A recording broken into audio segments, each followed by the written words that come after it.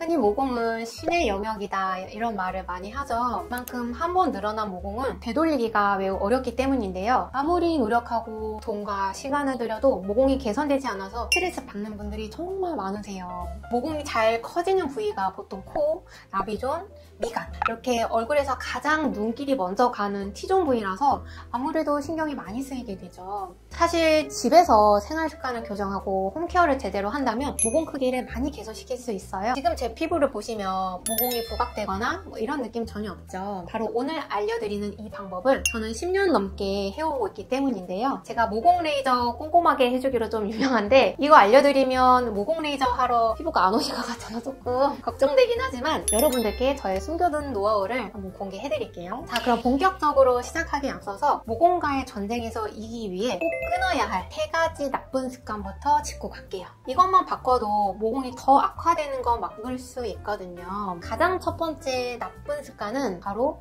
클렌징 티슈로 피부를 세게 문지르기입니다. 많은 분들이 간편하다는 이유로 클렌징 티슈를 애용하시죠? 그런데 이게 피부, 특히 모공에는 정말 나쁜 습관이에요. 개인적으로는 피부 장벽을 무너뜨리는 주범 중에 하나라고 생각합니다. 사실 부끄러운 얘기지만 저도 피곤하면 그냥 대충 클렌징 티슈로 얼굴 닦고 기절하듯 자고 그랬거든요. 그러다 보니까 어느 순간부터 피부가 좀 민감해지고 나비존 모공이 갑자기 이렇게 거울 봤을 때 딱 눈에 띄는 거예요. 그만큼 물리적인 자극이 모공에 굉장히 치명적이라는 건데 여러분, 모공 주변 피부를 짱짱한 새 고무줄이라고 생각해보세요. 아무리 짱짱한 고무줄이라고 해도 매일같이 잡아당기면 탄성을 잃고 늘어지겠죠? 클렌징 티슈로 피부를 문지르는 거는 바로 모공 탄력을 계속해서 잡아당기는 것과 비슷해요. 이런 물리적인 자극은 모공 주변 탄력을 떨어뜨려서 입구를 더 넓게 만들어요. 좀 더 편하려고 썼던 클렌징 티슈 때문에 모공이 블랙홀처럼 넓어질 수도 있다는 거죠. 피부랑 마찰을 일으키는 게 굉장히 탄력도 떨어뜨리고 잔주름도 유발할 수 있어서 앞으로는 아무리 귀찮으셔도 물리적인 자극이 심한 클렌징 티슈보다는 화장을 부드럽게 녹여내는 클렌징 제품을 사용해서 메이크업을 지우는 걸 권장드려요. 자, 모공에 나쁜 두 번째 습관은 코팩과 피지 압출입니다. 코에 붙였다가 떼어내면 막 피지가 쏙쏙쏙쏙 붙어있는 그런 코팩. 그 쾌감 때문에 못 끊고 주기적으로 하시는 분들 많으시죠? 예전에 그 까만 코팩이 처음 나왔을 때 진짜 선풍적인 인기를 끌었거든요. 아무래도 코팩만큼 단기간에 확실하게 피지가 뽑혀 나오는 제품은 없다 보니까 한 번 써보면 속은 시원할 수 있습니다. 하지만 이거는 임시 방편뿐이고요. 장기적으로는 모공을 굉장히 넓히는 최악의 방법이에요. 제가 아까 클렌징 티슈로 피부를 문지르는 것만으로도 피부가 노화되고 미끈해질 수 있다고 했잖아요. 하물며 이 강력한 접착력으로 피지를 뜯어내는 코팩은 어떨까요? 이 과정에서 모공 주변 피부가 엄청난 자극을 받아서 탄력이 떨어지고 모공 입구는 더 넓어지게 됩니다. 게다가 이 비어버린 모공은 세균에 감염되기가 쉽고요. 우리 피부는 그 빈 공간을 또 다른 피지로 더 빠르게 채우려고 해요. 밑빠진 녹에 물 부는 악순환이 반복되는 거죠. 피지 압출도 모공을 늘리는 주범인데요. 아니, 피부과 가면 피지 압출 해주던데 왜 모공을 늘린다고 할까? 이렇게 의문을 가질 수 있어요. 사실 피지 압출 자체가 나쁜 건 아닌데요. 집에서 셀프로 피지 압출을 하게 되면 모공을 망치게 되는 그 몇 가지 포인트들이 있어요. 첫 번째는 압출할 때는 최대한 자극을 적게 하고 피부에 상처가 생기지 않게 해야 되는데 압출이 익숙하지 않은 경우에는 압출 도구를 사용하다가 밀리거나 막 피부를 긁으면서 피부에 상처가 생기는 경우가 있고요. 어떤 분들은 막 손톱으로 피지를 무자비하게 짜는 분들도 있어요. 이러면 진짜 100% 손톱 자국 나고요. 이런 손톱 자국으로 인해 생긴 상처는 잘 아물지가 않아요. 피부가 엄청 패입니다. 두 번째 문제는 피부과에서 피지 압출을 해줄 때에는 압출 전에 모공을 열어주고 압출한 다음에는 모공을 다시 조여주는 단계를 다 챙겨서 진행을 하게 되는데요. 집에서 압출하는 경우에는 피지 압출만 진행을 하고 모공을 조여주는 스텝을 생략하는 경우가 많아서 모공이 늘어난 그대로 굳게 되어 모공을 더 망치게 됩니다. 저도 사실 학생 때는 뭘 잘 모르고 집에서 막 거울 보면서 피지 짜고 여드름 짜고 막 그랬는데 그때 안 그랬다면 지금 훨씬 모공이 덜 보이지 않았을까 약간 이런 아쉬움이 있어요. 마지막으로 세 번째 나쁜 습관은 야외 활동 후에 달아오른 피부를 방치하기입니다. 우리가 여름에 외출했을 때 또는 운동을 열심히 했을 때 피부가 후끈거리면서 막 열이 오르기 쉬운데요. 이 열이 바로 모공을 넓히는 숨은 주범입니다. 우리 피부는 온도가 1도만 올라가도 피지 분비량이 10%나 증가하거든요. 피지 분비가 이렇게 왕성해지면 당연히 모공의 피지를 배출하기 위해 더 넓어질 수밖에 없겠죠? 그리고 여기서 더 무서운 사실은요. 피부 온도가 높아지면 피부 속 탄력을 담당하는 콜라겐을 분해하는 요소까지 활성화된다는 거예요. 우리가 흔히 가로 모공은 과잉 피지와 노폐물 때문에 생기고 세로 모공은 노화와 탄력 저하 때문이라고 하는데요. 여기서 세로 모공을 짱짱하게 조여주던 기둥인 콜라겐이 힘을 잃고 무너지니까 축 늘어지면서 생기는 거예요. 결론은 피부 온도가 가로 모공과 세로 모공 모두에 영향을 미치기 때문에 얼굴에 열이 오르지 않게 조심해야 하고요. 저는 사우나나 고강도 운동, 뜨거운 히터바람이 얼굴에 직접 닿는 거를 최대한 피하는 편이에요. 만약에 얼굴에 좀 열이 올랐다 이러면 바로 쿨링을 시켜줘야 합니다. 저희 병원에 모공 레이저 하러 오시는 분들 보면 거의 두 부류로 나뉘는데요. 헬스 트레이너, 필라테스 선생님들처럼 운동을 정말 하루 종일 직업적으로 많이 하시는 분들, 과거에 여드름이 많이 있었고 피지가 막 과다하게 분비되면서 모공이 늘어났던 그런 분들이 딱 오세요. 이제 모공을 늘어나게 하는 나쁜 습관들을 체크해봤다면 이제부터는 모공을 조여주는 좋은 습관들을 만들 차례입니다. 제가 꾸준하게 하는 모공 케어 루틴 5가지를 알려드릴 건데요. 쉽게 따라할 수 있는 것들이라서 같이 해보실게요. 먼저 가장 기본적인 첫 번째 루틴은 박박 닦아내지 말고 부드럽게 녹여내는 저자극 클렌징입니다.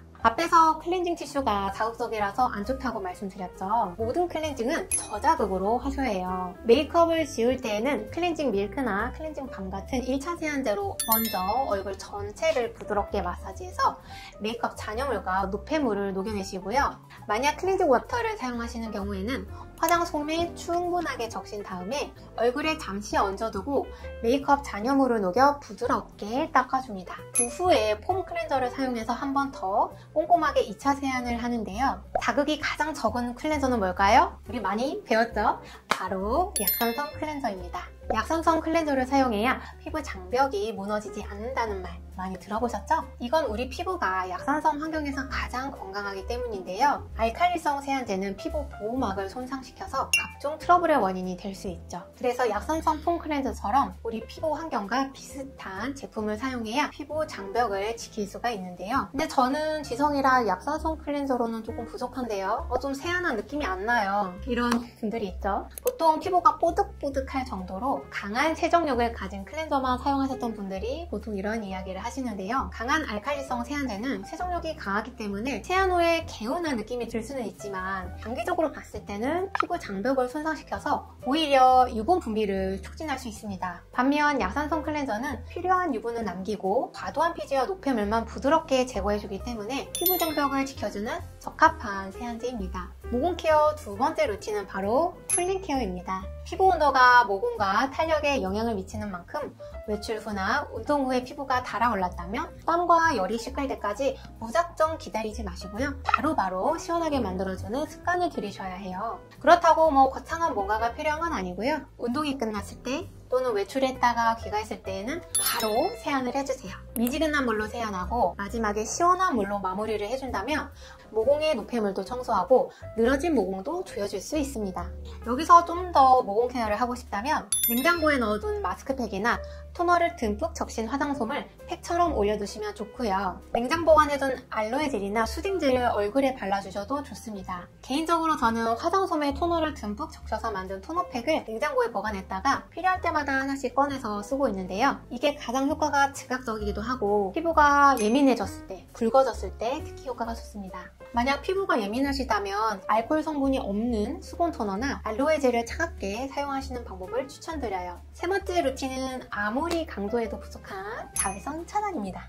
제가 너무 많이 얘기했죠. 이제 좀 식상해질 수 있어요. 근데 자외선 차단을 안 하시면 사실상 이 모든 노력이 물거품이 된다고 봐도 과언이 아니에요. 자외선 특히 UVA는 피부 깊숙이 침투해서 우리 피부의 탄력 기둥인 콜라겐과 엘라스틴을 파괴하는 주범이에요. 피부가 자외선의 무방비로 노출되면 힘을 잃고 축축 처지게 되고 모공도 중력 방향으로 길게 늘어지게 됩니다. 저는 사무실 안에만 있는데요. 오늘 날씨가 흐린데요. 밖에 잠깐만 나갔다 올 건데요. 이런 경우도 선크림을 꼭 바르셔야 해요.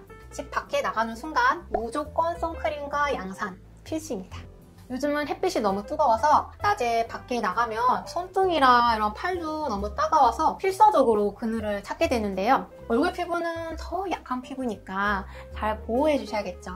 매일 아침 스킨케어 마지막 단계는 무조건 자외선 차단제라고 생각하셔야 합니다. 이것만큼 확실한 모공 노화 방지책은 없다고 봐야 해요. 다음으로 네 번째 루틴부터는 매일 하기보다는 일주일에 한두 번 정도 해주시면 좋은 스페셜 루틴이라고 할 수 있어요. 바로 스페셜 딥 클렌징입니다. 우리가 세안을 아무리 잘해줘도 이미 모공 속에 오래된 딱딱하게 굳은 피지가 박혀있다면 평소에 세안법으로 제거하기에는 무리가 있어요. 하지만 제가 콧백이나 손으로 짜는 것처럼 물리적인 방식은 더 피부를 상하게 할 수 있다고 말씀드렸죠. 그래서 가장 좋은 방법은 바하 성분을 활용하는 겁니다. 바하는 기름과 친한 지용성 각질 제거 성분이라서 모공 속까지 깊숙이 침투할 수가 있어 모공 안의 피지와 각질 덩어리를 부드럽게 녹여낼 수 있어요. 그래서 피부과에서 여드름 피부나 지성 피부의 블랙헤드, 화이트헤드를 관리하는 시술을 할 때에도 고농도의 바하가 사용됩니다. 바하 성분이 클렌저부터 토너, 세럼 등 다양한 제품에 들어있어서 굳이 피부과를 가지 않아도 바하를 사용해서 홈케어할 수가 있는데요. 바하 성분은 자극적일 수 있어서 피지 분비가 많지 않은 경우에는 추천드리진 않고요. 지성 피부의 경우에는 바하 성분의 화장품을 일주일에 한 번 정도 사용하는 것을 권장드립니다. 저는 나비존 위주로 바하 클렌저를 일주일에 한 번 정도 사용하고요. 만약 피부가 약한 분이라면 저농도부터 테스트 해보셔야 됩니다. 이렇게 피지를 녹이는 방식으로 모공을 청소해줬다면 이제는 모공을 채우고 조여줄 차례가 되겠죠? 마지막 5번째 루틴은 레티놀 성분을 사용하는 겁니다. 레티놀 역시 피부과에서 자주 사용하고 환자에게도 처방해주는 성분인데요. 솔직히 기능성 화장품 중에 레티놀만큼 효과가 뛰어난 게 없다고 봐도 과언이 아닙니다. 사람들이 다 레티놀을 쓰기 시작하면 피부과 의사는 다 망한다, 이런 말이 농담 반 진담 반 나올 정도예요. 레티놀의 주성분은 비타민 A인데 비타민 A는 피부 세포의 턴오버, 재생 주기를 촉진합니다. 이 과정에서 모공 각질이 탈락하고 모공 입구가 깨끗해지죠. 더 중요한 거는 레티놀이 피부 진피층에 콜라겐 생성을 촉진해서 피부 자체의 탄력을 높여준다는 점이에요. 모공을 지지하던 기둥이 튼튼해지니까 늘어났던 모공이 자연스럽게 조여지는 효과가 나타나는 거죠. 하지만 레티놀은 자극이 좀 강하기 때문에 처음 바르실 때에는 아주 소량으로 얇게 피부를 코팅한다는 느낌 정도로만 발라주셔야 하고요. 일주일에 2-3번 정도 저녁에만 사용하는 것을 권장드립니다. 바하 성분을 사용하시고 레티놀을 바로 다음 단계에 연달아서 사용하시면 피부에 너무 자극적일 수가 있어요. 그래서 오늘 바하를 사용했다면 레티놀은 내일 사용하시는 식으로 시간차를 둬주세요. 저도 사실 레티놀을 처음 쓸 때는 아무리 그래도 좀 이 정도 써야 효과가 있지 않을까 싶어서 좀 많이 발랐는데 그러니까 막 피부 굵어지고 나비존에 각질이 막 하얗게 일어나서 구하는데 조금 고생을 했어요. 레티놀은 절대 처음부터 욕심내면 안 된다는 거 꼭 기억해주세요. 그런데 이쯤 되면 또 이런 질문이 생깁니다. 저는 이렇게 꾸준히 관리할 자신이 없어요. 좀 더 빠르고 확실한 방법은 없을까요? 물론 있습니다. 이런 분들을 위해서 제가 대표적인 피부과 시술 3가지만 빠르게 짚어드릴게요. 첫 번째로는 스킨보톡스입니다. 일반적으로 근육을 약화시키는 보톡스랑 달리 피부 얕은 층에 주입해서 피지선과 땀샘 활동을 조절해서 피지 분비량을 줄여주고 모공을 축소시켜줘서 시술 후 즉각적으로 모공이 쫀쫀해 보이는 효과를 줍니다. 두 번째로는 포텐자 같은 미들 고주파 레이저가 있는데요. 미세 바늘로 진피층에 직접 고주파 에너지를 전달해서 콜라겐을 만들어내거든요. 그래서 깊은 세로 모공과 떨어진 탄력에 효과적입니다. 세 번째로는 스킨부스터 시술이 있어요. 리쥬란 많이 알고 계시죠? 피부 깊숙이 수분과 영양 성분을 직접 공급해서 피부 재생을 도와주는 시술인데요. 피부가 촉촉해지고 탄력이 생기면서 자연스럽게 모공도 눈에 덜 띄게 됩니다. 이런 시술들을 홈케어와 병행하면 당연히 시너지 효과가 나겠죠? 자, 이렇게 오늘은 모공 케어 루틴을 총 5가지로 나눠 알아봤는데요. 핵심은 간단합니다. 물리적인 힘이든 뜨거운 열이든 자외선이든 매일 사용하는 클렌저든 어떤 식으로든 피부에 자극을 주지 않아야 합니다. 그게 피부 관리의 첫 번째예요. 그러면서도 유분은 너무 과하지 않게 제거해주고요. 레티놀을 사용해서 모공 탄력까지 높여주면 홈케어로 할 수 있는 건 최대치로 다 했다고 보시면 됩니다. 무엇보다도 가장 중요한 거는 이 모든 방법을 루틴화해서 꾸준히 실천하시는 거죠. 여러분 이미 아시겠지만 모공은 하루아침에 넓어지지 않습니다. 오랜 시간에 걸쳐서 나쁜 습관과 노화가 축적된 결과물이에요. 그렇기 때문에 이거를 되돌리는 데에도 꾸준한 시간과 노력이 필요한 게 당연합니다. 중간에 순간에 포기하지 마시고요. 꾸준하게 실천하신다면 피부에 기초 체력이 생기면서 피부과 시술까지 더한다면 더 큰 개선 효과를 얻으실 수 있을 거예요. 피부가 건강하지 않으면 시술을 받아도 좋은 효과보다는 나쁜 자극이 더 클 수 있거든요. 그러니까 모공은 신의 영역이다 이런 말에 너무 좌절하지 마시고요. 오늘부터 딱 한 가지라도 좋으니까 꼭 실천해보세요.